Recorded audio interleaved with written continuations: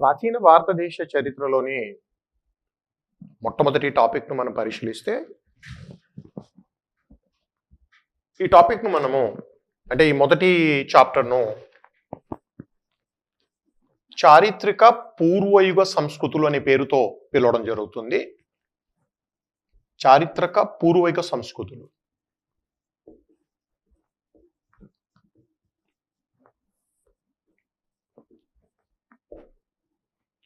Pre historic cultures అంటాం. The age of pre historic cultures. ఇంతకుముందే చెప్పినట్టుగా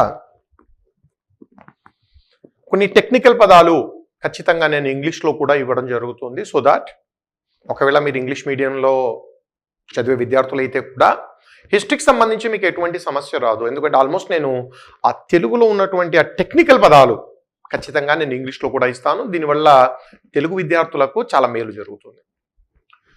చారిత్రక పూర్వయుగాన్ని మన ఇంగ్లీష్లో ప్రీ హిస్టారిక్ పీరియడ్ అంటామండి. సంస్కృతిని కల్చర్ అంటాం. కాబట్టి ప్రీ హిస్టారిక్ కల్చర్స్. ఇందాక చెప్పాను కాలం. ఏ కాలం నుండి అంటే ఈ చారిత్రక పూర్వయుగ సంస్కృతులు అంటే ఏ కాలంలో వస్తాయంటే ఆది నుండి క్రీస్తుకు పూర్వము 2500 BC ఈ మొత్తం కాలాన్ని మనం చారిత్రక పూర్వయుగం అంటున్నాము. చాలా సుదీర్ఘమైనటువంటి యుగము. ఆది యుగం అంటే ఆది కాలం అంటే మొట్టమొదటి కాలము, మానవ ఆవిర్భావం జరిగినటువంటి కాలము.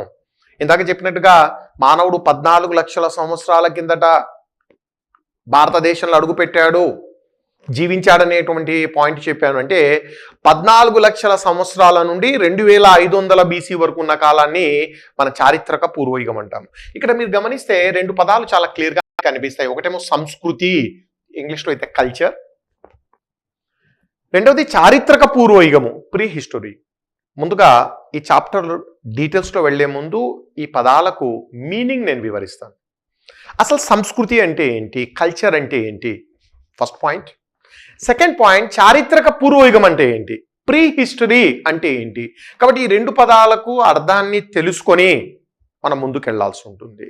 ముందుగా ఏంటి కల్చర్ లేదా సంస్కృతి, వాట్ ఈస్ దిస్?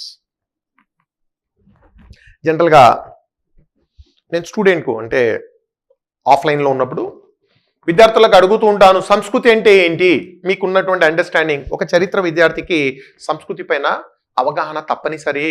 ఈ సంస్కృతి అనే పదాన్ని నేను ఆల్మోస్ట్ ప్రతిరోజు ప్రతి చాప్టర్లో కూడా పదే పదే ఉపయోగిస్తుంటాను. కాబట్టి ఈ సంస్కృతి అనే పదము క్లారిటీ కావాలి.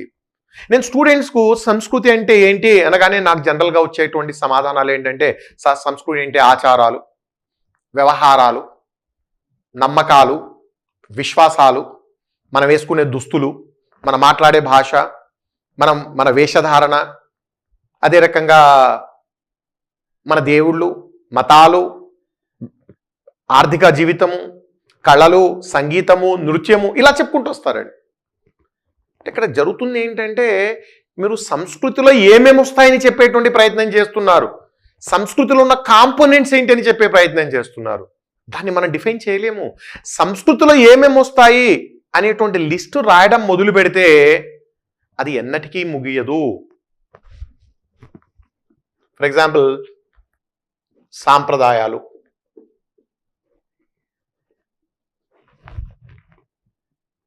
సంస్కృతి అంటే సాంప్రదాయాలు, విశ్వాసాలు, దుస్తులు,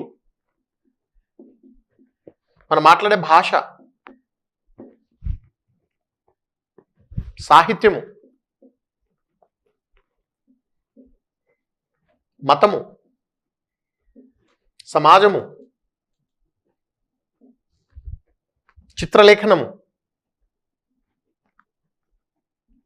ఆహార పద్ధతులు, ఆహారం, శిల్పకళ, కట్టడాలు, నృత్యము, సంగీతము, ఇలా లిస్టు మనం చెప్పుకుంటూ వెళ్తే ఈ లిస్ట్ అనంతం అండి. కాబట్టి ఎప్పుడు కూడా మీరు సంస్కృతిని ఈ కాంపోనెంట్స్ ద్వారా నిర్వచించే ప్రయత్నం చేయొద్దండి. ఎందుకంటే ఈ కాంపోనెంట్స్ ఏవైతే ఉన్నాయో ఇవి కొన్ని వందలు కాదు, వేలు, ఒక మాటలో చెప్పాలంటే అనంతము. కాబట్టి ఆచారాలు, సాంప్రదాయాలు అనేటువంటి పాయింట్తో సంస్కృతిని మీరు నిర్వచించలేరు. అలా నిర్వచించాలంటే కొన్ని వేల పదాలు నేను రాయాల్సి ఉంటుంది. అసలు సంస్కృతిలో ఏమేమి వస్తాయంటే మీరు చెప్పినటువంటి ఈ ఆచార వ్యవహారాలన్నీ వస్తాయి. అలా కాకుండా నేను ఇంకో ప్రశ్న అడుగుతుంటాను వెంటనే, బాబు సంస్కృతిలో ఏమేమి వస్తాయంటే చాలా బ్రహ్మాండంగా చెప్పారు, ఇవన్నీ వస్తాయి, ఫైన్, కరెక్టే. సంస్కృతిలో రాని అంశం ఏంటి? సంస్కృతిలో రాని ఒక అంశం గురించి చెప్పండి.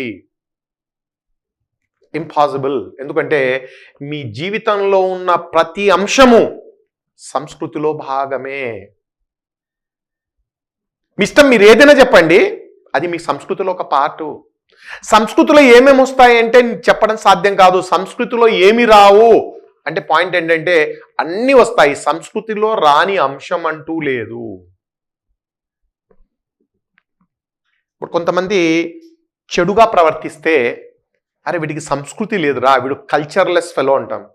జనరల్గా అంటాం, ఎవడైనా మిస్బిహేవ్ చేస్తే, ప్రవర్తన సరిగా లేకపోతే వీడు కల్చర్లెస్ ఫెలో అంటాము. చాలా తప్పండి. చెడు ప్రవర్తన వాడి సంస్కృతి, అది కూడా సంస్కృతే. చెడు ప్రవర్తన వాడి సంస్కృతి. ఎక్కడో అమెజాన్ అడవుల్లో నరమాంసాన్ని తినేటువంటి కొన్ని గిరిజన తెగలు ఉన్నాయటండి. క్యానిబాలిజం, నరమాంస భక్షణ చేసే తెగలు. నరమాంసాన్ని తినడము వాళ్ళ సంస్కృతి. కాబట్టి ప్రతిదీ కూడా సంస్కృతిలో భాగమే. అందుకనే మీరు సంస్కృతిని నిర్వచించాలంటే ఇలా సాంప్రదాయాలు, మతాలు, లేకపోతే దుస్తులు, ఆహారము, సంగీతము, నృత్యము వెళ్ళొద్దండి. చాలా సింపుల్గా మనం సంస్కృతిని డిఫైన్ చేయాలి. ఏ రకంగా అంటే జీవన విధానము. సంస్కృతి అంటే జీవన విధానము, way of life, your living pattern. మీరు జీవించేటువంటి విధానాన్ని సంస్కృతి అంటాము. రిమెంబర్, అది మంచిగా ఉండొచ్చు, చెడుగా ఉండొచ్చు, అది పాజిటివ్గా ఉండొచ్చు, నెగిటివ్గా ఉండొచ్చు. మీ జీవన విధానమే మీ సంస్కృతి. అంటే మీ జీవితంలో ఉన్నటువంటి అన్ని అంశాలు, మీరు ఎప్పుడూ నిజాలే చెబుతారు, నిజాయితీగా ఉంటారు, నిజాయితీ మీ సంస్కృతి. ఇంకొకడు ఉన్నాడు, వాడు ఎప్పుడూ అబద్ధాలు చెబుతూ ఉంటాడు, అబద్ధాలు చెప్పడం వాడి సంస్కృతి. జీవన విధానం, మీరు ఏ రకంగా జీవిస్తున్నారో, లేదా ఒకడు దుస్తులు చాలా నీట్గా, చాలా చాలా డీసెంట్గా డ్రెస్సింగ్ సిస్టమ్ ఉంటుంది, అది వాడి సంస్కృతి. ఇంకొకడు చాలా వల్గర్గా డ్రెస్సులు వేసుకుంటాడు, అది వాడి సంస్కృతి. ఒకడు మంచిగా మాట్లాడతాడు, ఇంకోటి చెడుగా మాట్లాడతాడు. మంచిగా మాట్లాడడము అది మీ సంస్కృతి, చెడుగా మాట్లాడము వాడి సంస్కృతి. కాబట్టి మీ జీవన విధానాన్ని మనం సంస్కృతి అని చెప్పొచ్చు. Living pattern, way of life. ఇలాగా మీరు సంస్కృతిని నిర్వచించాల్సి ఉంటుంది. మరి సంస్కృతితో పాటుగా దానికి బాగా దగ్గరగా ఉన్న ఇంకొక పదము నాగరికత. ఈ పదాన్ని కూడా మనం పదే పదే వాడుతూ ఉంటాము. మన ఇంగ్లీష్లో సివిలైజేషన్ అంటామండి దీన్ని. మరి ఈ పదం ఏంటి, దీని అర్థం ఏంటి? చాలా మంది సంస్కృతి, నాగరికత రెండింటిని పర్యాయ పదాలుగా లేదా రెండింటిని ఒకే మీనింగ్లో జనరల్గా వాడుతూ ఉంటారు. కరెక్ట్ కాదు. సంస్కృతి, నాగరికత చాలా దగ్గరగా అవినాభావ సంబంధాలు ఉన్నప్పటికీ రెండు ఒకటిగా మనము చెప్పడానికి వీల్లేదు. అసలు నాగరికత అంటే ఏంటి, నాగరికతకు సంస్కృతికి ఉన్న భేదాలేంటి? ఒకసారి విద్యార్థి ఒక ఇంటర్వ్యూలో వెళ్ళినప్పుడు కూడా ఇదే ప్రశ్న అడిగారు. సంస్కృతి అంటే ఏంటి, నాగరికత అంటే ఏంటి? సంస్కృతి అంటే జీవన విధానము అని చెప్పాను, చాలా సింప్లెస్ట్ వేలో జీవన విధానము. నాగరికత అంటే అత్యున్నతమైన జీవన విధానము, మెరుగైన జీవన విధానం. చాలా సింప్లెస్ట్గా మనం ఏం చెప్పచ్చు అంటే జీవన విధానం అంటే సంస్కృతి, మెరుగైన జీవన విధానము నాగరికత. ఎవడి జీవన విధానం అయితే సొఫిస్టికేటెడ్గా ఉంటుందో, ఎవడి జీవన విధానం అయితే అత్యున్నతంగా ఉంటుందో, ఎవడి జీవన విధానము అద్భుతంగా ఉంటుందో ఆ జీవన విధానాన్ని నాగరికత అంటాము. ఉన్నత ప్రమాణాలతో ఉన్న జీవన విధానము, అత్యున్నతమైన జీవన విధానము, a highly developed culture, a highly sophisticated culture is called as civilisation.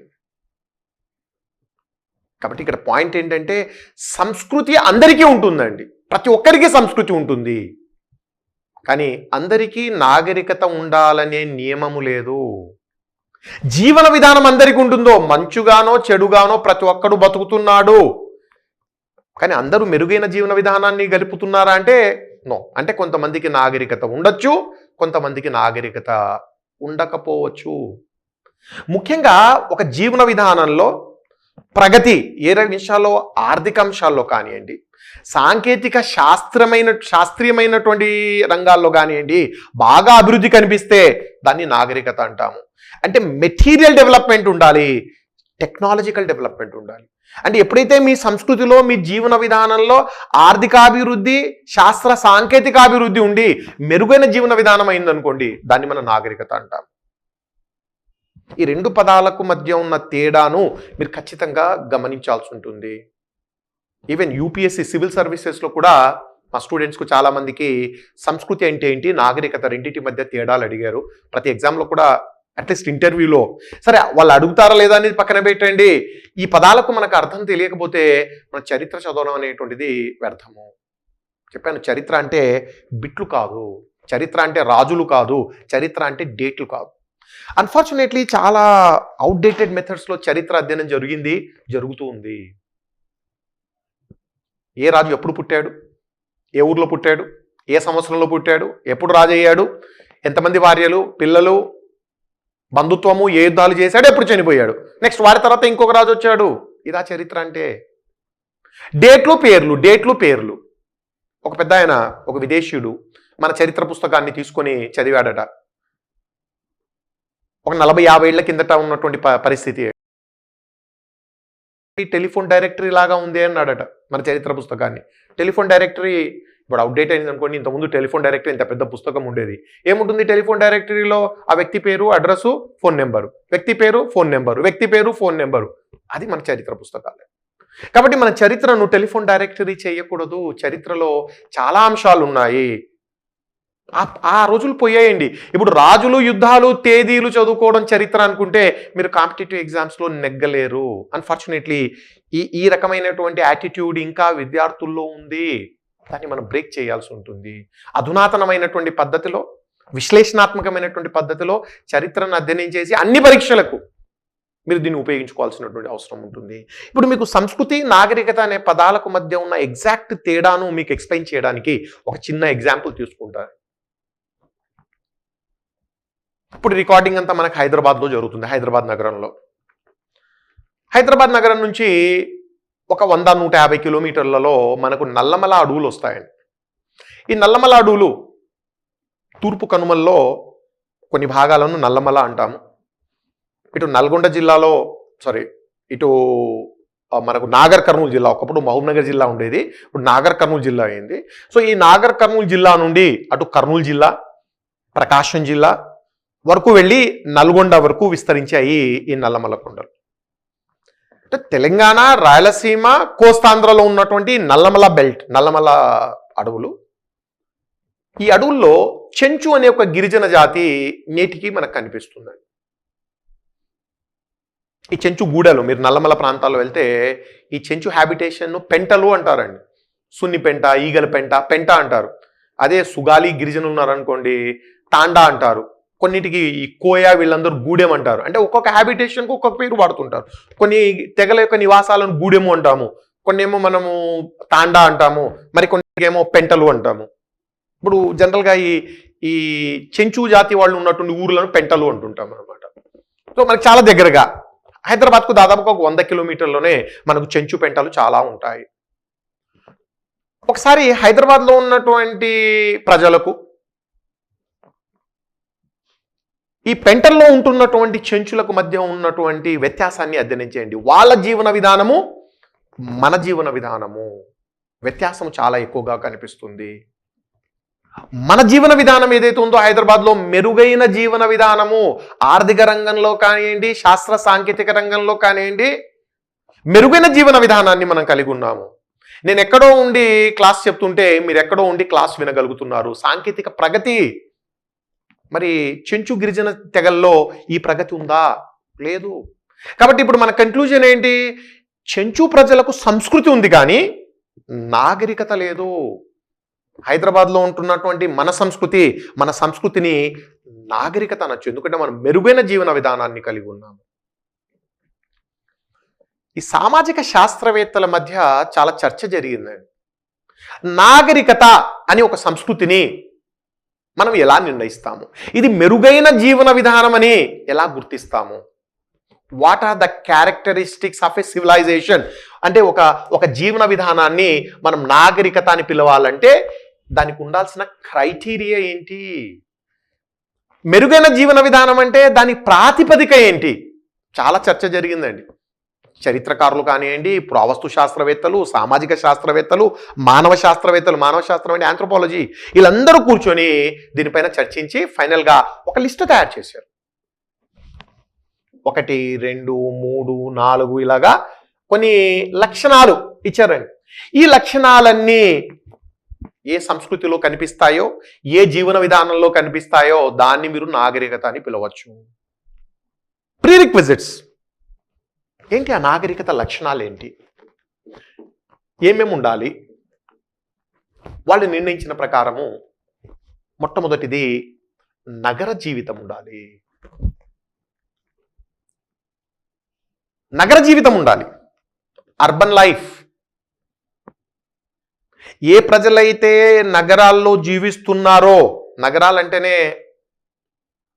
Comforts, sanitation facilities కానివ్వండి, ట్రావెల్ కానివ్వండి, మెడికల్ కానీ, హెల్త్ కానీ, నేను చెప్పాల్సిన అవసరం లేదు. నగరాల్లో ఉన్నటువంటి ఫెసిలిటీస్ ఎంత అద్భుతంగా ఉంటాయి. అన్ని రకాల సౌకర్యాలు, విలాసవంతమైన జీవితము, శాస్త్ర సాంకేతిక ప్రగతి. కాబట్టి నాగరికత అంటే నగర జీవితం తప్పనిసరిగా ఉండాలి. ఏ ప్రజలైతే నగరాల్లో జీవిస్తున్నారో వాళ్లను మాత్రమే మీరు నాగరికులు అనొచ్చు. ఇందాక నేను చెప్పాను, చెంచు ప్రజలు పెంటల్లో జీవిస్తున్నారు. సుగాలి లేదా లంబాడీ తెగ వాళ్ళు తాండాల్లో ఉంటారు. కోయలు లేదా ఇంకా చెప్పాలంటే ఈ గోండులు, ఈ తెగ వాళ్ళు ఎక్కడ గూడల్లో ఉంటారు. వీళ్ళు నగర జీవితం లేదండి. నగర జీవితం లేకపోతే నాగరికత అని చెప్పడానికి వెళ్ళలేదు. కాబట్టి నాగరికత అని చెప్పాలంటే నగరము. అసలు ఈ నాగరికత అనే తెలుగు పదము నగరము అనే పదం నుంచే తీసుకున్నాము.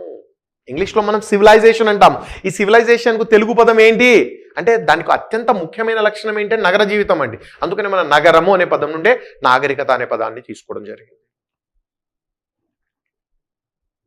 నగరానికి పల్లెకు తేడా ఏంటి? నగర జీవితం అంటే ఏంటి, పల్లె జీవితం అంటే ఏంటి? చాలా తేడాలు ఉండొచ్చండి నగరానికి పల్లెకు. బట్ మోస్ట్ ఇంపార్టెంట్ తేడా ఈ రెండింటి మధ్య అర్బన్ లైఫ్కు రూరల్ లైఫ్కు, అర్బన్ సెటిల్మెంట్కు రూరల్ సెటిల్మెంట్కు తేడా చెప్పమంటే బేసిక్గా మనం చెప్పాల్సినటువంటి మోస్ట్ ఇంపార్టెంట్ పాయింట్ ఏంటంటే ఆహార ఉత్పత్తిలో నిమగ్నమైతే అది గ్రామం. ప్రజల జీవనోపాధి ఆహార ఉత్పత్తి నుంచి వస్తుంది. ప్రజలు ఎప్పుడైతే ఆహార ఉత్పత్తిలో నిమగ్నమయ్యారో, ఆహార ఉత్పత్తి ఏంటండి? వ్యవసాయము, దానికి అనుబంధ సంస్థలు. ఫుడ్ ప్రొడక్షన్ జీవనోపాధిగా ఉన్న వాళ్ళు గ్రామస్తులు. నాన్ ఫుడ్ ప్రొడక్షన్ అంటే ఆహార ఉత్పత్తి కాకుండా సేవలను, ఇతరత్ర వస్తువులను ఉత్పత్తి చేసేటువంటి కేంద్రాలను నగరాలు అంటాము. ఫుడ్ ప్రొడక్షన్ గ్రామము, నాన్ ఫుడ్ ప్రొడక్షన్ అంటే నగరము. ఇప్పుడు హైదరాబాద్లో ఎవరు నాగలి తీసుకొని పొలానికి వెళ్ళడు. అలానే ఇక్కడ ఉత్పత్తి జరగడం లేదా? రకరకాల సేవలు ఉత్పత్తి అవుతున్నాయి, రకరకాలైనటువంటి వస్తువులు ఉత్పత్తి అవుతున్నాయి, కానీ ఆహారం ఉత్పత్తి కాదు హైదరాబాద్లో. కాబట్టి హైదరాబాద్లో నాగలి తీసుకొని పొలానికి వెళ్ళేటువంటి రైతు కనిపించడు. అదే గ్రామంలో ల్యాప్టాప్ పట్టుకొని ఆన్లైన్ క్లాసులు చెప్పడానికి వెళ్ళేటువంటి వ్యక్తి కనిపించడు. సో ఇది తేడా ప్రధానంగా అండి. ప్రజల వృత్తి చాలా డిఫరెంట్గా ఉంటుంది. ఫైన్, మనకు నాగరికత అనాలంటే మొట్టమొదటిది అర్బన్ లైఫ్ కావాలి. రెండవ ముఖ్యమైన లక్షణము నాగరికత అంటే ప్రజలు మాట్లాడేటువంటి భాషకు లిపి అవసరము. అన్ఫార్చునేట్లీ చాలామంది స్టూడెంట్స్లో నేను గమనిస్తూ ఉంటాను. నేను లక్షలాది మంది స్టూడెంట్స్ను టీచ్ చేశానండి రకరకాల స్టేటస్ అంటే లెవెల్స్లో. భాషకు లిపికి తేడా తెలియని వాళ్ళు 70-80% తెలియరు. భాష లాంగ్వేజ్, లిపి స్క్రిప్ట్ అన్ఫార్చునేట్లీ తేడా తెలియదు చాలామందికి. పోస్ట్ గ్రాడ్యుయేషన్ అయి ఉంటుంది, ఈ చిన్న పాయింట్ మనకు మిస్ అవుతూ ఉంటాము. అంటే నేను బ్రహ్మ విద్య ఏం కాదండి, ఎప్పుడు దాని గురించి మనం ఆలోచించలేదంతే. ఇక్కడ మీకు బ్రీఫ్గా నేను లాంగ్వేజ్ అంటే ఏంటి, లిపి అంటే ఏంటి. లిపి చాలా ఇంపార్టెంట్. ఇక్కడ నేను వాడిన పదము లిపి, స్క్రిప్ట్. తేడా ఏంటంటే ఈ తేడాను మీకు ఎక్స్ప్లెయిన్ చేయడానికి ఒక రెండు వాక్యాలు నేను బోర్డు మీద రాస్తాను.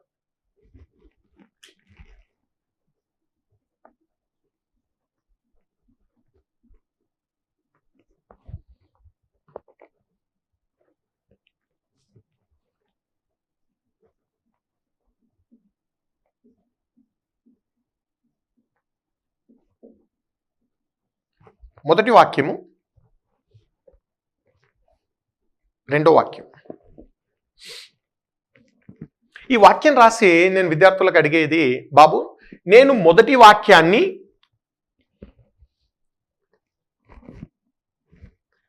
ఐఎమ్ సారీ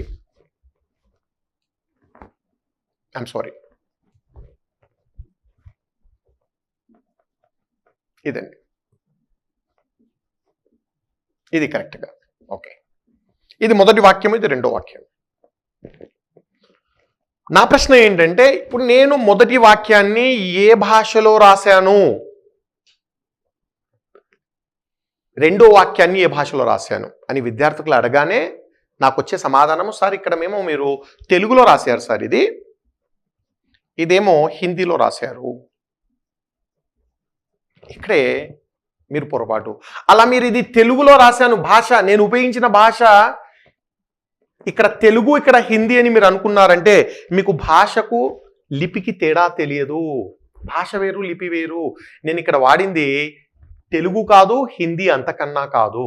నేను వాడిన భాష ఇంగ్లీష్. ఐఆమ్ గోయింగ్ అనేది తెలుగు భాష కాదు, హిందీ భాష అసలే కాదు. కాబట్టి నేను ఉపయోగించిన లాంగ్వేజ్ ఏంటి ఇక్కడ? ఇంగ్లీష్. ఆ ఇంగ్లీష్ భాషకు రెండు వేరు వేరు లిపులు వాడాను, స్క్రిప్ట్స్. ఇక్కడ ఏ లిపి వాడాను? తెలుగు లిపి. అంటే ఇంగ్లీష్ భాషను తెలుగు లిపిలో రాశాను. రెండో వాక్యంలో ఇంగ్లీష్ భాషను ఏ లిపిలో రాశాను? హిందీ లిపి. అంటే మళ్ళీ పొరపాటే, అసలు హిందీకి లిపి లేదు. ఇది మళ్ళీ తప్పండి, శుద్ధ తప్పు. దీన్ని మనము దేవనాగిరి లిపి అంటాము. ఐ రిపీట్, హిందీ అనేటువంటి లిపి ప్రపంచంలో ఎక్కడా లేదు. ఈ అక్షరాలు ఏవైతే ఉన్నాయో ఆ, యా, ఇవి దేవనాగిరి. ఈరోజు భారతదేశంలో ఈ దేవనాగిరి లిపిని మన అనేక భాషలకు వాడుకుంటున్నాము. హిందీకి దేవనాగిరి వాడుతున్నాము, మరాఠీకి దేవనాగిరి వాడుతున్నాము, సంస్కృతానికి దేవనాగిరి వాడుతున్నాము, కొంకణి భాషకు దేవనాగిరి. నేను చాలా భాషలండి భారతదేశంలో ఈనాడు అనేక భాషలకు దేవనాగిరి లిపి వాడుతున్నాం. కాబట్టి హిందీ లిపి, హిందీ అనే భాష ఉంది కానీ హిందీ లిపి లేదు. ఇప్పుడు మన తెలుగు ఉందండి, తెలుగుకంటూ ఒక భాష ఉంది, తెలుగుకు ఒక లిపి కూడా ఉంది, కానీ హిందీకి లిపి లేదు. హిందీకి లిపి లేదు కాబట్టి దేవనాగిరి లిపి వాడతాం. కాబట్టి మీరు ఎగ్జాక్ట్గా చెప్పాలంటే ఇక్కడ నేను ఇంగ్లీష్ భాషను దేవనాగిరి లిపిలో రాశాను. బహుశా ఎగ్జాంపుల్ ద్వారా నేను భాషకు లిపికి తేడా వివరించాను అనుకుంటున్నాను. ఇది చాలా అవసరం మనకు. లిపి అంటే ఏంటి, భాష అంటే ఏంటి, క్లారిటీ ఉండాలి. లేకపోతే ఎందుకంటే రేపు నేను శాసనాలు చర్చించబోతున్నానండి. ఆ రాజు ఈ శాసనం వేశాడు, ఆ రాజు అక్కడ మనము అశోకుడు ప్రాకృత భాష బ్రాహ్మీ లిపిలో వేశాడు, ఇలా వస్తుంటాయండి మనకు. కాబట్టి భాషకు లిపికి తేడా తెలియాలి. రైట్. కాబట్టి నాగరికత అంటే ఏంటి? నాగరికత లక్షణాలు ఏంటంటే, నాగరికత అంటే ఆ ప్రజలు మాట్లాడే భాషకు లిపి ఉండాలి. ఈరోజు మనం హైదరాబాద్లో తెలుగు మాట్లాడుతున్నాము, తెలుగుకు లిపి ఉంది. ఇంగ్లీష్ మాట్లాడుతున్నాము, ఇంగ్లీష్ కూడా లిపి ఉంది. హిందీ మాట్లాడుతున్నాము, హిందీకి కూడా లిపి ఉంది. దేవనాగరో ఎక్సో వైనో ఏదో ఒకటి. సో మనం మాట్లాడేటువంటి భాషలన్నిటికీ ఈనాడు మనకు లిపి ఉంది. అది నాగరికత. And for your kind information, మన గిరిజన సోదరులు మాట్లాడేటువంటి చాలా భాషలకు నేటికి లిపి ఉండదు. రెండు తెలుగు రాష్ట్రాల్లో అత్యంత ముఖ్యమైనటువంటి గిరిజన తెగ సుగాలి లేదా లంబాడి అంటారండి. చాలా ముఖ్యమైన తెగ. లంబాడి భాష ఉందండి, భాష ఉంది కానీ దానికి లిపి ఉందా? లిపి ఉండదు. ఎప్పుడైతే మీ భాషకు లిపి లేదో, లిపి అంటే లిపి లేకపోతే రాయడము చదవడం వస్తుందా అండి? మీరు రాయను లేరు, చదవను లేరు. అంటే ఏమవుతారు? మీరు నిరక్షరాస్యులు అవుతారు. లిపి లేకపోతే మీరు నిరక్షరాస్యులు. నిరక్షరాస్య సమాజాన్ని మనం నాగరికత అని చెప్పే ప్రసక్తి లేదు. అక్షరాస్యత ఉండాలి. అక్షరాస్యత ఉండాలంటే అక్షరాస్యుడు అంటే ఎవడు? చదవడము రాయడము తెలిసిన వాడిని అక్షరాస్యుడు అంటాము. లిపే లేకపోతే నువ్వు ఎలా రాస్తావు, ఎలా చదువుతావు? కాబట్టి నువ్వు మాట్లాడే భాషకు లిపి ఉంటేనే నువ్వు నాగరికుడివని. నాగరికతకు చాలా చాలా ముఖ్యమైనటువంటి క్రైటీరియా స్క్రిప్ట్ అండి. భాష అందరికీ ఉంటుందండి. భాషను మనం లెక్కలు తీసుకొని జంతువులు కూడా మాట్లాడుకుంటాయి, కాకులు మాట్లాడుకుంటాయి, కుక్కలు మాట్లాడతాయి. ఆ భాష వాళ్ళకి అర్థమవుతుంది. భాష పాయింట్ కాదు, లిపి ఉంటేనే నాగరికత. సో రెండో క్రైటీరియా. మూడోది సాంకేతిక పరిజ్ఞానము. ఇది చాలా ఇంపార్టెంట్ అండి. టెక్నాలజీ చాలా ఇంపార్టెంట్. ఏ ప్రజలకైతే ఉన్నతమైన సాంకేతిక పరిజ్ఞానం ఉంటుందో వాళ్ళనే మనము నాగరికులని, వాళ్ళ జీవన విధానాన్ని నాగరికత అంటాము. టెక్నాలజీ ఉండాలి. ఈరోజు హైదరాబాద్ నగరంలో ఎటువంటి టెక్నాలజీ? ఇప్పుడు ఫర్ ఎగ్జాంపుల్ నేను ఎప్పుడో ఎక్కడో ఇక్కడ టీచ్ చేస్తుంటే మీరు మీ మారుమూల గ్రామాల్లో, పట్టణాల్లో సైతం ఈ క్లాస్ వినేటువంటి అవకాశం ఉంది. దీన్ని నాగరికతకు లక్షణంగా మనం భావిస్తాము. అదే మీరు ఈ చెంచు పెంటలు కానివ్వండి, లేకపోతే ఇంకోటి గిరిజన తాండాలు కానీ వెళ్ళండి, వాళ్ళకి ఈ టెక్నాలజీ ఉందా? ఈ సొఫిస్టికేటెడ్ టెక్నాలజీ ఉందా? ఉండదు. కాబట్టి వాళ్ళకు నాగరికత లేదు, మనకు నాగరికత ఉంది. ఒక ఎగ్జాంపుల్ ద్వారా ఇంకా క్లియర్గా ఎక్స్ప్లెయిన్ చేసే ప్రయత్నం చేస్తాను. ఆయుధాలు, వెపన్స్. హైదరాబాద్లో ఉంటున్న మనకు వెపన్స్ ఉన్నాయి. ఈ గిరిజనులకు కొండల్లో ఉన్నటువంటి గిరిజనులకు వెపన్స్ ఉన్నాయండి. బట్ ఆ ఆయుధాలు తయారు చేయడంలో ఉన్న సాంకేతిక పరిజ్ఞానము చాలా డిఫరెంట్ ఉంటుందండి. మనం AK-47 రైఫిల్ వాడుతున్నామండి. AK-47 RDX బాంబులు వాడుతున్నాము. అలా పేల్చామంటే విస్ఫోటనం. AK-47 మన గన్ అండి, మన ఆయుధం. అదే ఆ గిరిజనుడు వాడుతున్న ఆయుధాలు ఏంటి? ఈటెలు, బల్లెము, మహా అంటే విల్లు, బాణం. అంటే వాడి ఆయుధము విల్లు, బాణం, మన ఆయుధము AK-47. ఒకసారి మీరు ఆ టెక్నాలజీ చూడండి. విల్లు, బాణం తయారు చేయడంలో ఎలాంటి టెక్నాలజీ ఉంది, AK-47 తయారు చేయడంలో ఎలాంటి టెక్నాలజీ ఉంది. దీన్ని నాగరికత అంటాము. కాబట్టి అత్యున్నతమైన సాంకేతిక పరిజ్ఞానం ఉంటేనే మనం నాగరికత అంటాము. ఇంకా సంపద, వెల్త్ చాలా ముఖ్యమైన క్రైటీరియా అండి. జాతీయ అంతర్జాతీయ వ్యాపారాలు చేస్తూ జాతీయ అంతర్జాతీయ వ్యాపారాల ద్వారా సంపద రావాలి. దాన్ని మనం నాగరికత అంటాము. ఎవరైతే జాతీయ స్థాయిలో, అంతర్జాతీయ స్థాయిలో వ్యాపారం చేసి సంపద పోగు చేస్తారో, సంపద వస్తుందో, అది ఒక నాగరికతకు లక్షణం. అది ఈరోజు హైదరాబాద్ నగరాన్ని చూడండి. ప్రపంచంలో ప్రతి దేశంతో మనకు వ్యాపార సంబంధాలు ఉన్నాయి. జాతీయ స్థాయిలోనూ అంతర్జాతీయ స్థాయిలోనూ బ్రహ్మాండమైన సంపద. ఫలితంగా హైదరాబాద్లో ఎంత సంపద ఉందనేది మీరు ఊహించలేరు. కాకపోతే ఆ సంపద కొద్ది మంది చేతిలోనూ ఉండొచ్చు, అది వేరే విషయం. అందరికీ అందుబాటులో లేకపోవచ్చు. బట్ సంపద అనేది విస్తృతంగా చాలా ఎక్స్టెన్సివ్గా ఉంది ఇక్కడ. కాబట్టి మరి నాగరికత. మరి గిరిజనులు ఎవరైతే కొండల్లో ఉంటున్నారో, గిరిజనులు, వాళ్ళకు జాతీయ అంతర్జాతీయ వ్యాపారం తెలుసా? వాళ్ళ దగ్గర సంపద ఉందా? ఉండదు. అందుకని వాళ్ళకి నాగరికత లేదు. వాళ్ళు వ్యాపారాలు చేస్తారండి. ఒక చెంచు జాతికి చెందిన గిరిజనుడు చాలా కష్టపడి ఒక సీసా నిండా ప్యూర్ తేనె తీసుకుంటాడండి. కష్టపడి తేనె తీసుకుని వచ్చి పక్కనే గ్రామంలో సంతకెళ్ళి 50 రూపాయలకు ఆ ప్యూర్ అమ్మేసి వస్తాడు. 50 రూపాయలకు అమ్మేసి వస్తాడు. మన హైదరాబాద్లో డాబర్ కంపెనీని ఒకడు ఉంటాడు. వాడు 1 లీటర్ తేనెలో 20 లీటర్ల బెల్లం నీళ్లు కలిపి నీట్గా ప్యాక్ చేసి జాతీయ అంతర్జాతీయ స్థాయిలో దాన్ని మార్కెటింగ్ చేసి 100 కోట్లు సంపాదిస్తాడు. సో ఆ గిరిజనుడు వ్యాపారం చేస్తున్నాడు, కానీ అతను జాతీయ అంతర్జాతీయ స్థాయి మార్కెటింగ్ నాలెడ్జ్ అతనికి ఉండదు. ఫలితంగా సంపద ఉండదు. ఇక్కడ ఉన్న ప్రజలకు ఆ తెలివితేటలు ఉంటాయి, ఆ సంపద వస్తుంది. కాబట్టి జాతీయ అంతర్జాతీయ వ్యాపారాల ద్వారా సంపద పోగైతే అది నాగరికత లక్షణము. ఈ రకంగా చాలా లక్షణాలు ఇచ్చారండి. 1, 2, 3, 4 ఈ లిస్ట్ చాలా పెద్దగా ఉంటుంది. ఇంకా మీరు సోషాలజీ కానీ ఆంథ్రోపాలజీ లాంటి సబ్జెక్ట్స్ చదివితే వీటి గురించి ఇంకా డీటెయిల్గా వెళ్తారు. నాగరికత అంటే ఏంటి అంటే పాయింట్ ఏంటంటే ఇవన్నీ ఎప్పుడైతే ఒక జీవన విధానంలో ఉంటాయో మీ జీవన విధానము మెరుగుపడుతుంది, అత్యున్నతం అవుతుంది, అప్పుడు నాగరికత అంటాం. హోప్ మీకు సంస్కృతి అంటే ఏంటి, నాగరికత అంటే చాలా సింపుల్ డెఫినేషన్ అండి. జీవన విధానము సంస్కృతి అయితే మెరుగైన జీవన విధానము నాగరికత. మెరుగైన జీవన విధానం అంటే ఇవన్నీ ఉండాలి, ఇవన్నీ ఉంటేనే మెరుగైన జీవన విధానం. పాయింట్ ఏంటంటే మన దేశంలో నాగరికత ఎప్పటి నుంచి స్టార్ట్ అయింది అంటే మనిషి ఆవిర్భవించిన నాటి నుండి ఇవన్నీ ఉన్నాయా? లేవు. ఎప్పటి నుంచి స్టార్ట్ అయింది? మొట్టమొదటి నగరాలు ఎప్పుడు వెలిశాయి? మొట్టమొదటి మానవుడు మన దేశంలో లిపి రాయడం ఎప్పుడు మొదలుపెట్టాడు? మొట్టమొదటిసారిగా సాంకేతిక పరిజ్ఞానం ఏ కాలంలో ఉంది? మొదటిసారిగా జాతీయ అంతర్జాతీయ వ్యాపారం ఇండియాలో ఎప్పుడు జరిగింది? ఈ ప్రశ్నలకు సమాధానం మనం తెలుసుకోగలిగితే మనకు తొలి నాగరికత తెలుస్తుంది. మన దేశంలో తొలి నాగరికత సింధు నాగరికత అండి. అప్రాక్సిమేట్లీ 2500 BCలో ఈ నాగరికత ప్రారంభమైంది. దీని గురించి మనం రాబోయే చాప్టర్లో చర్చించబోతున్నాము. క్రీస్తుకు పూర్వము 2500లో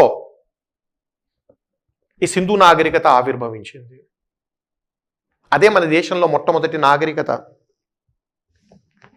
ఇంతకుముందు ఒక సందర్భంలో ఒక ఇన్స్టిట్యూట్లో టీచ్ చేయడానికి ఒక చరిత్ర టీచర్ను రిక్రూట్ చేస్తున్నాను.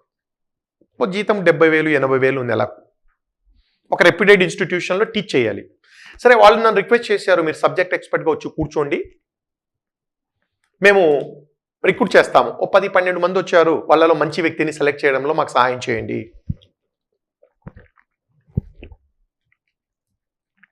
అందులో ఒక రిటైర్డ్ డిగ్రీ కాలేజ్ లెక్చరర్ కూడా వచ్చారు. సార్, నేను 30 ఏళ్ళు హిస్టరీ లెక్చరర్గా డిగ్రీ కాలేజ్లో పనిచేశాను, ప్రిన్సిపల్గా కూడా రిటైర్ అయ్యాను, ఖాళీగా ఉన్నాను, కాబట్టి ఇక్కడ మీ ఇన్స్టిట్యూట్లో నేను టీచ్ చేయాలనుకున్నాను. సరే, ఆయన కూడా వచ్చారు ఇంటర్వ్యూకి. ఏదైనా మీకు నచ్చిన ఒక టాపిక్ తీసుకొని డెమో ఇవ్వండి, ఒక 10 minutes, ఎలా టీచ్ చేస్తారో చూద్దామని చెప్పాను. ఆయన గారు సింధు నాగరికత తీసుకున్నారు. ఆయన స్టార్టింగ్ వర్డ్స్, భారతదేశంలో మొట్టమొదటి నాగరికత సింధు నాగరికత, ఇది క్రీస్తుకు పూర్వము 2500లో ప్రారంభమైంది. సార్, పాయింట్, ఎందుకు సింధు నాగరికత మొట్టమొదటి నాగరికత? తొలి నాగరికత అన్నారు, ఎందుకు సింధు నాగరికత మన దేశంలో మొట్టమొదటి నాగరికత? ఆయన గారికి ఇచ్చిన సమాధానం ఏంటంటే, సార్, అంతకుముందు ఏం నాగరికతలు లేవు సార్, అప్పుడే స్టార్ట్ అయింది కాబట్టి అదే నాగరికత. దాన్ని ఎందుకండి మనం తొలిసారిగా నాగరికత అంటామంటే ఆన్సర్ లేదు. 30 ఏళ్ల సర్వీస్ అయిపోయింది, దాన్ని ఎందుకు తొలి నాగరికత అంటున్నామంటే, ఎప్పుడైతే టీచర్ దగ్గర క్లారిటీ ఉండదో స్టూడెంట్స్ దగ్గర క్లారిటీ ఆటోమేటిక్గా రాదు. తొలి నాగరికత ఎందుకంటే ఆయన ఇంటెలిజెంట్గా చెప్తుందండి, ఇంతకుముందు నాగరికతలు లేవు సార్. అలా కాదు చెప్పాల్సింది. సింధు నాగరికత తొలి నాగరికతను ఎందుకు అంటున్నాము? మొట్టమొదటిసారిగా నాగరికతకు కావాల్సిన లక్షణాలన్నీ ఇక్కడ తొలిసారిగా కనిపిస్తాయి. ఏంటి లక్షణాలు? మన దేశంలో మొట్టమొదటి నగరాలు నిర్మించింది సింధు ప్రజలే. హరప్ప, మొహంజదారో, కాళీబంగన్, లోతాల్ మన దేశంలో మొట్టమొదటి నగరాలు. అంతకుముందు నగరాలు లేవు మన దేశంలో, నగర జీవితం లేదు. మొట్టమొదటి లిపి భారతదేశంలో మొట్టమొదటిగా రాయడం మొదలుపెట్టింది ఎవరంటే సింధు ప్రజలే. కాకపోతే ఆ లిపిని ఈ రోజు కూడా మనం చదవలేకపోతున్నాం, అది వేరే విషయం. బట్ లిపి అనేటువంటిది స్టార్ట్ అయింది సింధు నాగరికత కాలంలోనే. తొలిసారిగా సాంకేతిక పరిజ్ఞానం, ఎనీహౌ నేను సింధు నాగరికత అనే చాప్టర్ను డీటెయిల్గా చర్చిస్తాను. వాళ్ళకున్న సాంకేతిక పరిజ్ఞానాన్ని చూస్తే మీరు ఆశ్చర్యపోతారు. చాలా అత్యద్భుతంగా ఉంటుంది వాళ్ళ సాంకేతిక పరిజ్ఞానం. వాళ్ళు నిర్మించినటువంటి నగరాలను ఒకసారి మనం చూస్తే, సివిల్ ఇంజనీర్లు, ఈనాటి సివిల్ ఇంజనీర్లు వాళ్ళ నుంచి ఎంతో నేర్చుకోవాల్సినటువంటి పరిస్థితి ఉంది. అదే రకంగా మొట్టమొదటిసారిగా జాతీయ అంతర్జాతీయ వ్యాపారాన్ని చేసింది కూడా సింధు నాగరికతే. కాబట్టి నాగరికత లక్షణాలన్నీ మొదటిసారిగా డెవలప్ అయింది ఆ కాలంలో, కాబట్టి అది మనకు తొలి నాగరికత. ఇది క్లారిటీ అండి మనకు కావాల్సింది. మరి ఈ క్లారిటీ రావాలంటే అసలు నాగరికత అంటే ఏంటో కావాలి. ఇప్పుడు పాయింట్ ఏంటంటే, ఒక టీచరే 30 ఏళ్లుగా సింధు నాగరికతను టీచ్ చేస్తూ నాగరికత అంటే ఏంటో తెలియకపోవడము. ఇక స్టూడెంట్స్ విషయం అయితే నేను చెప్పాల్సిన అవసరమే లేదు. 99% సింధు నాగరికత 20 సార్లు చదివింటారు. నాగరికత అంటే ఏంటో తెలియదు, కానీ ఆ చాప్టర్ మొత్తము A to Z చదివేసి ఉంటారు. అది పనికిరాదండి. ప్రతిదీ కూడా కాన్సెప్ట్ ముందుగా అర్థం చేసుకుంటే, బిట్లు అంటారా పరిగెత్తుకుంటూ వస్తాయి, మీ వెంటే వస్తాయి. ఎప్పుడైతే మీరు గనక కాన్సెప్చువల్గా చదివారంటే బిట్లు ఆటోమేటిక్గా వచ్చేస్తాయి దాంతో పాటే. రైట్, ఈ మొత్తం క్లాస్లో మనం ఇక్కడ ఈ చర్చలో మనం సంస్కృతి అంటే ఏంటి, నాగరికత అంటే ఏంటి, ఈ పాయింట్ను మనం చర్చించడం జరిగింది. ఇందాకే చెప్పాను మన దేశంలో నాగరికత 2500 బీసీలో ప్రారంభమైంది. అంటే ఇప్పుడు మనం చర్చిస్తున్నటువంటి టాపిక్ ఏంటి? 2500 బీసీ కంటే ముందున్న కాలము. మరి ఇక్కడ నాగరికత ఉందా? నాగరికత లేదు. ఏమున్నాయి ఇక్కడ? సంస్కృతులు ఉన్నాయి.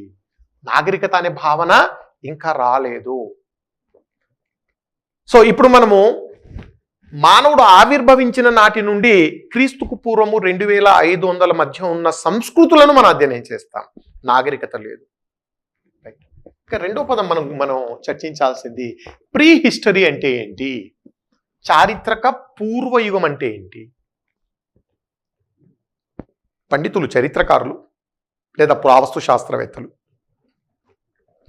లిపి ఆధారంగా, రిమెంబర్, చరిత్ర విద్యార్థికి లిపికి భాషకు తేడా తెలియాలి. అందుకనే నేను ఒక ఎగ్జాంపుల్ ఇచ్చాను. లిపి వేరు, భాష వేరు. ఇప్పుడు నేను భాష కాదు, లిపి ఆధారంగా, లిపిని మనం స్క్రిప్ట్ అంటామండి ఇంగ్లీష్లో. ప్రాచీన కాలాన్ని పండితులు లిపి ఆధారంగా 2 యుగాలుగా విభజించారు. బ్రాడ్గా 2 యుగాలుగా విభజించారు. ఒకటేమో చారిత్రక పూర్వయుగము,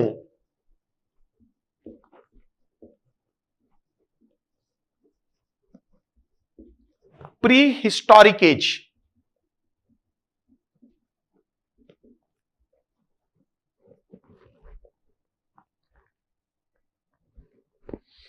రెండోదేమో చారిత్రక యుగము.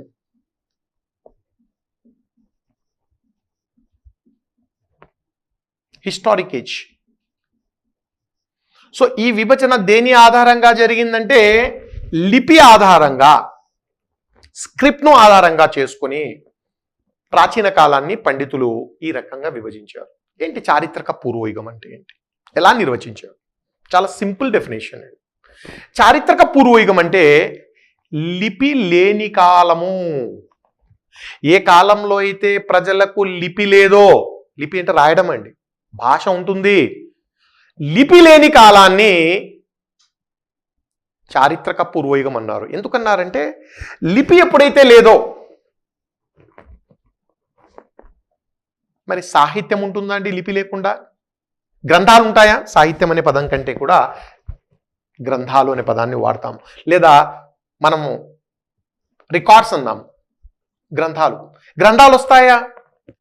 లిపే లేకపోతే గ్రంథాలు వచ్చే ప్రసక్తి లేదు, సాహిత్యం ఉండదు. మరి సాహిత్యం లేకపోతే ఆ కాలాన్ని చరిత్ర చదవగలుగుతుందా? ప్రీవియస్ వీడియోలో చరిత్రకు డెఫినేషన్ చెప్పాను. గ్రంథాల ద్వారా గతాన్ని అధ్యయనం చేయడము, study of the past through records. అసలు రికార్డ్సే లేవు. రికార్డ్స్ ఎందుకు లేవంటే ప్రజలకు లిపి లేదు, ప్రజలు నిరక్షరాస్యులు, లిపి లేదు, గ్రంథాలు లేవు. కాబట్టి ఈ కాలాన్ని చరిత్ర అధ్యయనం చేయలేదు. కాబట్టి చరిత్ర అధ్యయనం చేయలేని కాలాన్ని, లిపి లేని కాలాన్ని మనం చారిత్రక పూర్వయుగం అంటాము. It is prehistoric age where there is no script, no records available. గ్రంథాలు కానీ లిపి కానీ లేదు, చరిత్ర అధ్యయనం చేయలేదు. మరి చరిత్ర అధ్యయనం చేయకపోతే ఈ కాలాన్ని ఎలా తెలుసుకోవాలి? పురావస్తు శాస్త్రం పైన ఆధారపడక తప్పదు. అంటే ఈ కాలాన్ని మనం చదవాలంటే ఆర్కియాలజీకి రికార్డ్స్తో పని లేదండి. త్రవ్వకాలు, వస్తు అవశేషాలు, వాళ్ళ పద్ధతులు వాళ్ళకు ఉన్నాయి. కాబట్టి చారిత్ర పూర్తిగా దేనిపైన ఆధారపడాలి? పురావస్తు శాస్త్రం పైన ఆధారపడక తప్పదు. రైట్? ఐ థింక్ చారిత్రక పూర్వయుగం అంటే క్లారిటీ వచ్చి ఉంటుంది. లిపి లేని కాలము, చరిత్ర అధ్యయనం చేయలేని కాలాన్ని చారిత్రక పూర్వయుగం అంటాము. కరెక్ట్గా దానికి ఆపోజిట్ చారిత్రక యుగం అండి. లిపి ఉన్న కాలము, ఇక్కడ లిపి ఉంటుంది, చరిత్ర చదవగలుగుతుంది. లిపి ఉండి, గ్రంథాలుండి చరిత్ర చదవగలిగితే ఆ కాలాన్ని మనము చారిత్రక యుగము అంటాము. చారిత్రక పూర్వయుగము, చారిత్రక యుగము. ఇందాకే నేను చెప్పాను, భారతదేశంలో మొట్టమొదటిగా లిపి ఎప్పుడు వచ్చిందండి? సింధు నాగరికత కాలంలో ఉన్నాను. సింధు నాగరికత అంటే ఏ కాలము? 2500. అంటే 2500 బీసీ కంటే ముందు మన దేశంలో లిపి లేదు. కాబట్టి ఆ మొత్తం కాలాన్ని చారిత్రక పూర్వయుగం అంటాము. మనకు లిపి ఎక్కడి నుంచి స్టార్ట్ అవుతుంది? సింధు నాగరికత కాలం నుండి. వాళ్ళే మొట్టమొదటి లిపి మనకు అందించారు. కాబట్టి 2500 పూర్వము, అంతకంటే ముందు అంటే మానవుడు ఆవిర్భవించిన నాటి నుండి 2500 BC కాలాన్ని చారిత్రక పూర్వయుగం అంటాం. కాబట్టి ఈ సుదీర్ఘమైన చారిత్రక పూర్వయుగంలో లిపి లేని ఈ కాలంలో నిరక్షరాస్య ప్రజలైనటువంటి వీరిని అధ్యయనం చేయడానికి మనకు ఆర్కియాలజీ మాత్రమే ఉపయోగపడుతుంది. కాబట్టి ఆ కాలంలో ఉన్న సంస్కృతులను మనం అధ్యయనం చేయాలి. మరి సుదీర్ఘ కాలం కొన్ని లక్షల సంవత్సరాలని చెప్పాను. మరి లక్షల సంవత్సరాల్లో మనిషి ఒకే రకంగా జీవించాడా? జీవన విధానం ఒకే రకంగా ఉంటుందా? 100 ఏళ్లకే జీవన విధానంలో ఎన్నో మార్పులు చేర్పులు ఉన్నాయి. ఇప్పుడు ఆది అంటే 14 లక్షల సంవత్సరాలండి.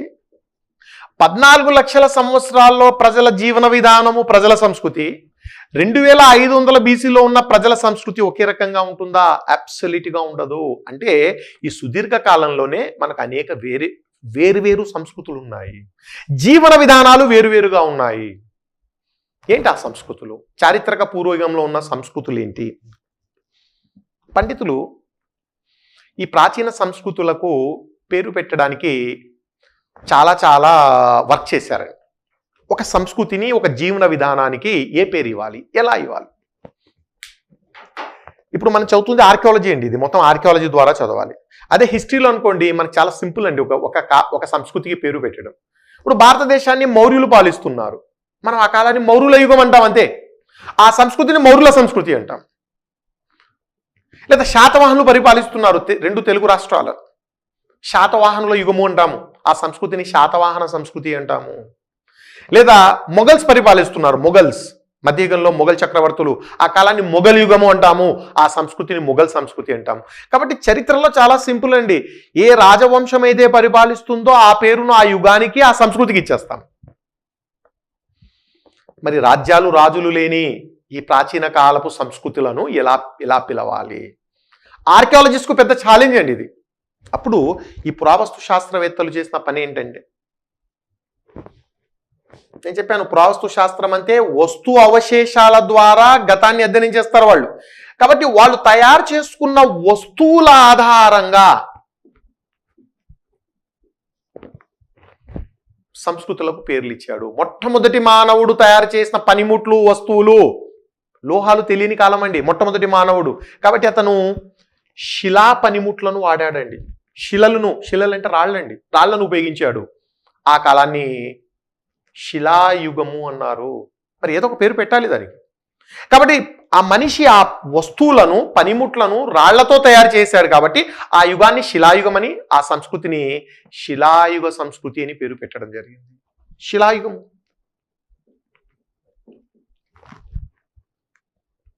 మానవుడు ఈ లక్షల ఏళ్లలో 99% కాలము శిలాయుగాల్లోనే గడిపాడు. లోహాలు నిన్న కాక మొన్న వచ్చినటువంటివి, రీసెంట్ డిస్కవరీ అండి లోహాలు అనేటువంటివి. మానవుడు కొన్ని లక్షల ఏళ్ళు శిలాయుగంలోనే జీవించాడు. మరి కొన్ని లక్షల ఏళ్ళు శిలాయుగంలో మానవుడు జీవిస్తే మరి వాడి సంస్కృతి ఒకే రకంగా ఉందా అంటే నో. మళ్ళీ అక్కడ శిలాయుగంలో వేరు జీవన విధానాలు ఉన్నాయి. తొలి శిలాయుగ మానవుడు, తర్వాత శిలాయుగ మానవుడికి మీరు తేడాలు చూస్తే చాలా ఉంటాయండి. తొలి శిలాయుగ మానవుడు జంతువులను వేటాడి పచ్చి మాంసం తినేవాడు.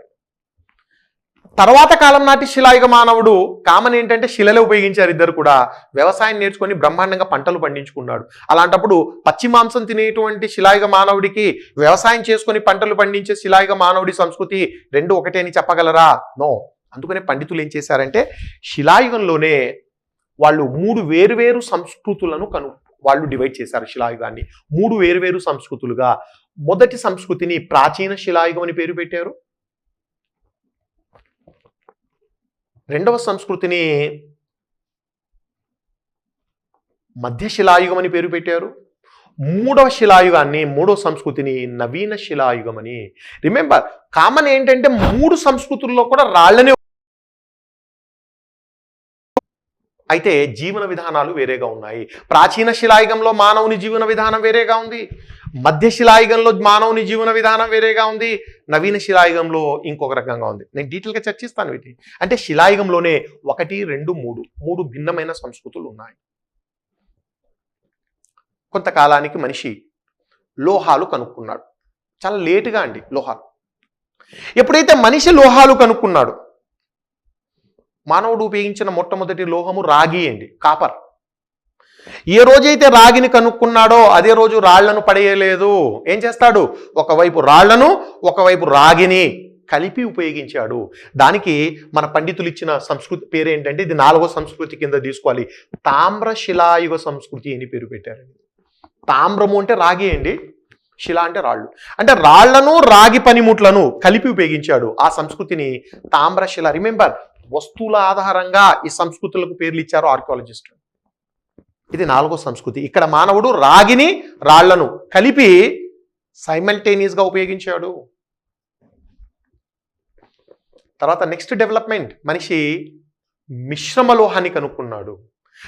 రాగి తర్వాత మనిషి కనుక్కున్న లోహము కాంస్యము. ఆ యుగాన్ని కాంస్యయుగము, కాంస్యయుగ సంస్కృతి అన్నారు. బ్రాంజ్, అది మిశ్రమ లోహం. అది రాగిని తగరంతో కలిపి కాంస్యం డెవలప్ చేశాడు. ఆ యుగాన్ని మనం కాంస్యయుగం అని, ఆ సంస్కృతిని కాంస్యయుగ సంస్కృతి అన్నాము. ఇక ఇంకా కొంతకాలానికి ఇనుమును కనుక్కొని తన వస్తువులన్నీ పనిముట్లన్నీ ఇనుముతో తయారు చేయడం మొదలుపెట్టాడు. ఆ కాలాన్ని ఇనుము యుగము అంటాము. అంటే చూడండి, రాళ్ళు, రాగి, కాంస్యము, ఇనుము. అంటే మనిషి ఒక్కొక్కటిగా అభివృద్ధి చెందుతూ తన వస్తువులను ఈ రకంగా శిలాయుగం నుండి ఇనుము యుగం వరకు ఆ ట్రాన్సిషన్ అనేది మనకు కనిపిస్తుంది. మొత్తం టోటల్గా నేను బోర్డు పైన 6 సంస్కృతులు రాశానండి. ప్రాచీన సంస్కృతులు: ప్రాచీన శిలాయుగ సంస్కృతి, మధ్య శిలాయుగ సంస్కృతి, నవీన శిలాయుగ సంస్కృతి, తామ్ర శిలాయుగ సంస్కృతి, కాంస్యయుగ సంస్కృతి, ఇనుము యుగ సంస్కృతి. మరి ఇప్పుడు నేను బోర్డు మీద రాసినటువంటి 6 ప్రాచీన సంస్కృతులు కూడా మనం చర్చిస్తున్న చారిత్రక పూర్వయుగంలో వస్తాయా? చారిత్రక పూర్వయుగం అంటే ఏంటి? లిపి ఉండకూడదు, లిపి లేని కాలము. కానీ ఇనుము భారతదేశంలో అప్రాక్సిమేట్లీ 1000 BCలో ప్రారంభమైంది. ఎవరు? ఆర్యులు అండి. భారతదేశంలో ఇనుమును ప్రవేశపెట్టింది ఆర్యులు. 3వ చాప్టర్లో మనం వీళ్ళ గురించి చర్చిస్తాము. ఆర్యుల నాగరికత, వాళ్ళు ఇనుము తీసుకొచ్చారు మన దేశానికి 1000 BCలో. ఆర్యులు మహా సాహిత్యాన్ని రచించారు. ఆర్యులు రచించిన సాహిత్యము నేను 2-3 గంటల పాటు చర్చిస్తాను. ఆ వేదాలు, రామాయణము, మహాభారతము, ఈనాడు పవిత్ర గ్రంథాలు ఏవైతే ఉన్నాయో అవన్నీ ఆర్యులు ఇచ్చినటువంటివే. కాబట్టి ఇనుము యుగము, ఇనుమును ప్రవేశపెట్టింది మన దేశంలో ఆర్యులే. ఇనుము యుగం అంటే ఆర్యుల యుగం అంటే అది. వాళ్ళకు బ్రహ్మాండమైన సాహిత్యం ఉంది. సాహిత్యం ఉంటే దాన్ని మనము చారిత్రక పూర్వయుగం అని చెప్పడానికి వీల్లేదు. కాబట్టి ఈ సంస్కృతి మనకు చారిత్రక పూర్వయుగంలో రాదు. దీన్ని మనము ఆర్యుల నాగరికతలో చర్చిస్తాం. నెక్స్ట్ కాంస్యం, బ్రాంజ్. మనిషి కాంస్యాన్ని ఎప్పుడు ఉపయోగించాడు అంటే, ఎప్పుడు 2500 BCలో సింధు నాగరికత ప్రజలు కాంస్యాన్ని ప్రవేశపెట్టారు. కాంస్యయుగం అంటే సింధు నాగరికత 2500 BCలో. ఇందాకే చెప్పాను, సింధు ప్రజలకు లిపి ఉంది. లిపి ఉంటే మన చారిత్రక పూర్వయుగంలో తీసుకురాము. లిపి ఉంటే చారిత్రక పూర్వయుగం కాదు. కాబట్టి సింధు నాగరికత కాలము కాంస్యయుగానికి చెందినటువంటిది. దీన్ని మనం 2వ చాప్టర్లో చర్చిస్తాం. ఇది కూడా రాదండి, ప్రజలకు లిపి ఉంది. ఇక మిగిలిన 4 సంస్కృతులు, 3 శిలాయుగ సంస్కృతులు, ఒకటేమో రాగి శిలాయుగ సంస్కృతి. ఈ 4 సంస్కృతులకు చెందిన ప్రజలకు లిపి లేదు, వీళ్ళకు లిపి తెలియదు. కాబట్టి ఈ 4 సంస్కృతులు మనకు చారిత్రక పూర్వయుగంలో వస్తాయి.